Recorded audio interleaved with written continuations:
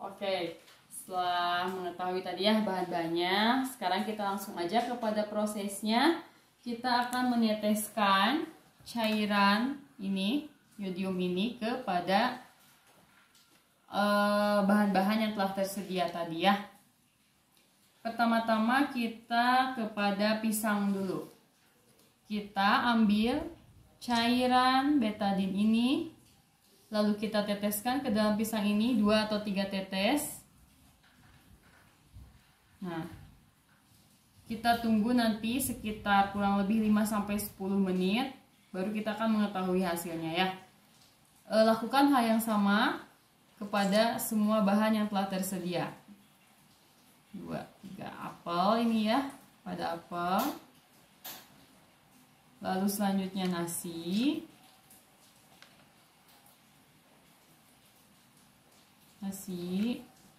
Kita masukkan juga cairannya. Lalu putih telur. Kita masukkan juga 2-3 tetes. Lakukan hal yang sama pada semuanya. Sekarang tahu putih. Selanjutnya kepada margarin.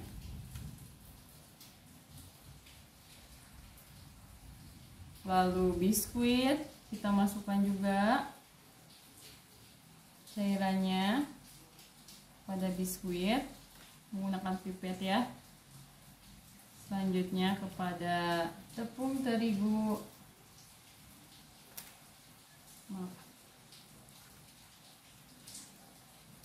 Kurang ya, tepung terigu. Lalu gula pasir. Dan terakhir ini ada kentang. Nah, semuanya telah diteteskan oleh cairan betadin ini. Kita akan tunggu sekitar 10 menit perubahan yang terjadi pada semua bahan-bahan makanan ini. Oke, setelah saya tadi melakukan tetesan-tetesannya kepada bahan makanan ini, kurang lebih sekarang sudah 10 menit setelah tetesan ini, kita dapat mengetahui apa perubahan yang terjadi pada bahan-bahan makanan ini. Seperti ini, nasi berubah menjadi biru ungu ya, setelah ditetesi tadi cairan betadin tadi. Ada juga di sini tepung terigu berubah juga warnanya menjadi biru ungu. Ini pun sama, biskuit, ada kentang, sedangkan ini putih telur, tahu putih, gula pasir, warnanya tetap sama seperti warna cairan betadinnya. Margarin juga sama ya. Nih, saya sudah mencatatnya hasilnya di sini. Sebetulnya pisang sama apel juga mengandung karbohidrat, tetapi tidak full banyak karbohidrat ya, karena ada campuran vitamin pada apel dan pisang ini.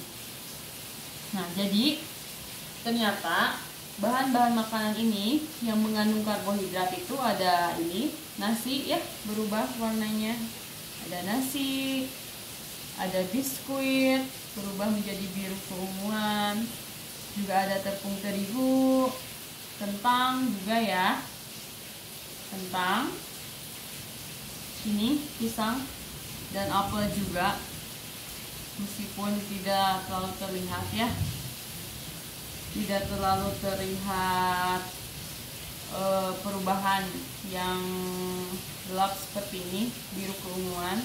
Sedangkan gula, margarin, putih telur dan juga tahu putih ini tidak mengandung karbohidrat. Warnanya tetap sama seperti warna cairan ini, warna betadinnya kuning. Sedangkan ini nasi, biskuit, tepung terigu, kentang, apel dan juga pisang ada perubahan warna, dan inilah bahan-bahan yang mengandung karbohidrat. Oke, langsung saja pada proses kegiatan ya. Pertama-tama kita ambil kertas coklat, kertas sampo ini yang telah diberikan label. Yang pertama air dan juga minyak. Kita menggunakan alas ya. Dan kita ambil pipet. Yang ke satu air dulu ya. Kita ambil air. Kita teteskan pada kertas ini. Seperti ini. Lalu selanjutnya minyak. Kita ambil juga. Kita teteskan ke dalam kertas ini. Nah, oke, telah diteteskan. Setelah ini kita diamkan kurang lebih 10 menit. Kita biarkan dulu dan kita mengerjakan dulu, melakukan praktikum dulu yang lainnya. Oke, sambil menunggu tadi minyak dan air selama 10 menit, kita melakukan praktikum yang lainnya ya. Selanjutnya kita kemiri. Kita ambil kemiri yang telah saya tumbuk ya. Kita masukkan ke dalam kertas ini dan kita gosok-gosok sebanyak 10 kali. Nah, kita gosok-gosok sebanyak 10 kali. Sama, nanti juga kita akan melihat ya hasilnya, apakah kemiri ini mengandung lemak atau tidak. Nah, lebih ini sudah 10 kali ya. Kembalikan lagi dulu. Dan kita simpan dulu kemiri. Selanjutnya ada margarin. Tetapi sebelum itu kita akan nyalakan dulu lilin. Kita nyalakan dulu lilin.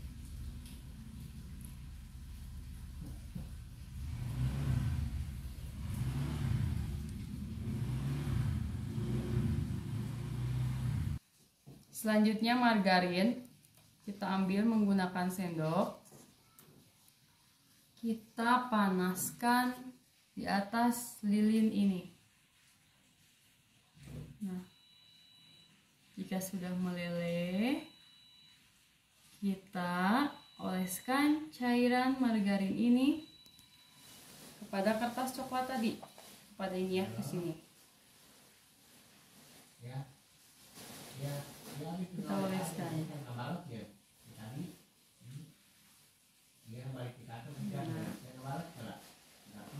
Sama ya, ini juga kita akan tunggu nanti hasilnya dengan menggunakan senter atau terkena cahaya.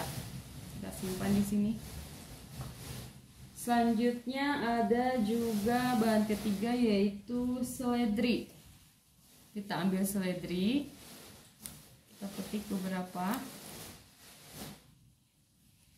lalu kita akan menggosoknya kepada di atas kertas coklat ini, maaf, sebanyak 10 kali juga, sama.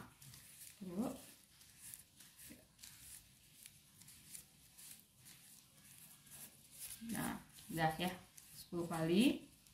Ini pun sama, kita akan diamkan dulu selama 10 menit.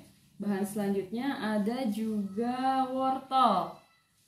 Wortel ini kita akan potong terlebih dahulu. Kita potong sama. Wortel ini juga kita akan gosokkan ke dalam di atas kertas coklat ini. Digosokkan sama sebanyak 10 kali. Nanti di akhir kita akan lihat ya, selama didiamkan 10 menit, maaf, akan ada perubahan apa yang terjadi. Wortel, selanjutnya biji jagung. Kita ambil kertas coklat lagi, kita usapkan juga beberapa biji jagung ini di atas kertas coklat ini sama, kita usapkan sebanyak 10 kali.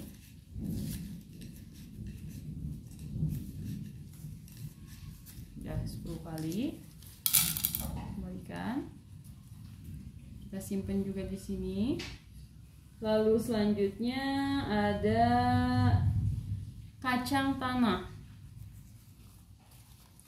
Ambil kertas coklat lagi, lakukan hal yang sama. Sekarang kacang tanah. Kacang tanah kering. Ada juga ini kacang yang telah saya tumbuk ya. Kita gosokkan juga, usapkan sebanyak 10 kali.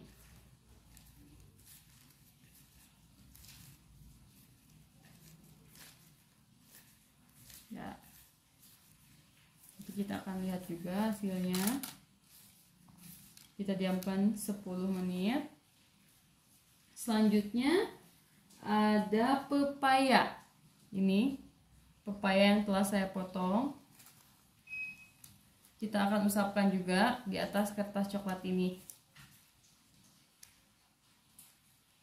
selama sebanyak 10 kali ya. Ya, kita diamkan lagi. Selanjutnya ada santan. Santan kita menggunakan pipet. Kita ambil, kita teteskan beberapa tetes. Ini santannya ya. Kita ambil menggunakan pipet. Kita teteskan di atas kertas coklat ini.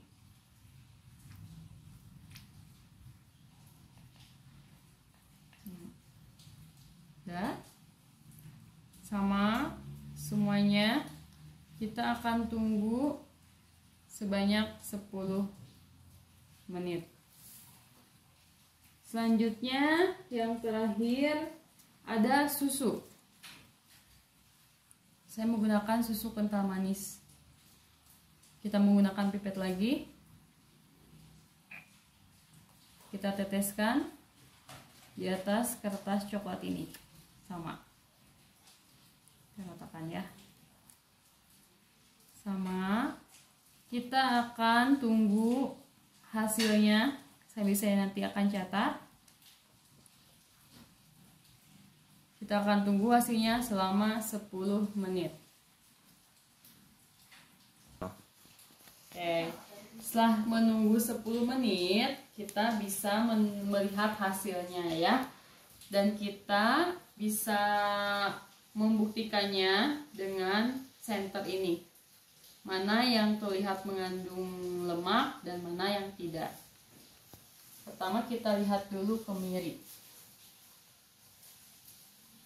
Sini terlihat setelah terkena cahaya ternyata ada bekas membekas ya. Ada membekas seperti minyak. Berarti kemiri ini memiliki kandungan lemak. Selanjutnya ada minyak, sudah pasti ya.